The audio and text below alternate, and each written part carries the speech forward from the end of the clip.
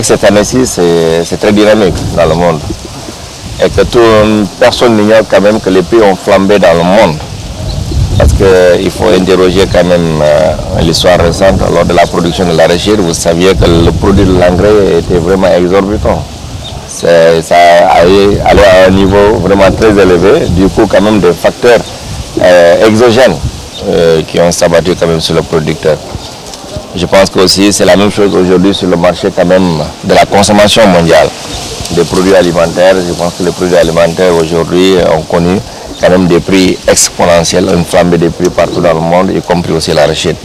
C'est pour cela qu'aujourd'hui, nous espérons quand même avoir une très bonne campagne parce que les prix sur l'international sont favorables quand même par rapport à la situation actuelle du pays.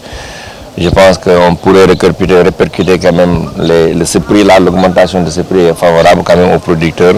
Et en répercutant quand même ces dividendes ou bien cette évolution des prix aux producteurs, c'est cela qui permettra aux producteurs d'assurer une souveraineté alimentaire en ayant des revenus beaucoup plus conséquents et par ricochet acheter aussi des denrées alimentaires pour assurer sa souveraineté alimentaire domestique. On a des quantités estimatives tout simplement parce qu'il y a la DPV qui va venir demain pour présenter les bilans de la précédente campagne. Mais nous, à notre niveau, je pense que pour ne pas trop me tromper, on est environ à peu près à 250-275 000 de graines d'arachide qu'on a exportées l'année dernière.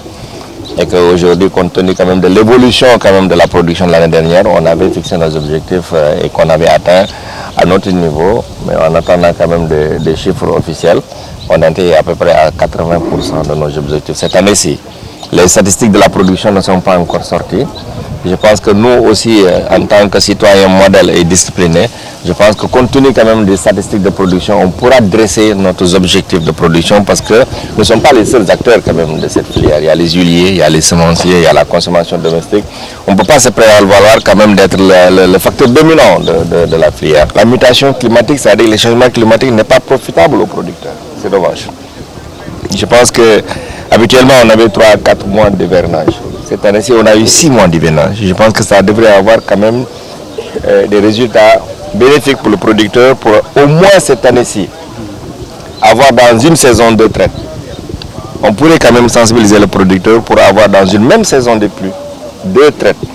C'est-à-dire faire 2 cultures consécutives par rapport quand même au changement climatique. Mais malheureusement, manque de sensibilisation, manque de compréhension et aussi manque d'écoute par rapport à la météo. Il y a eu des dégâts. Il y a eu ici quand même beaucoup de pertes post-récolte. Et c'est dommage, c'est la réalité. Mais ce n'est pas général. Parce qu'il y a des cultures à maturation courte, il y a des cultures aussi à maturation longue. Ça, c'est avéré. Mais on espère quand même qu'aujourd'hui, vu quand même cette attraction les gens veulent, comme ils sont orientés vers l'arachide, c'est que nous pensons que les surfaces emblavées ont augmenté considérablement et que les pertes qui ont été engendrées vont être comblées par cette augmentation des surfaces cultivables. C'est pour cela que nous restons optimistes en attendant quand même les statistiques récoltes de production et que nous sommes toujours dans la dynamique d'augmenter notre productivité, notre volume d'export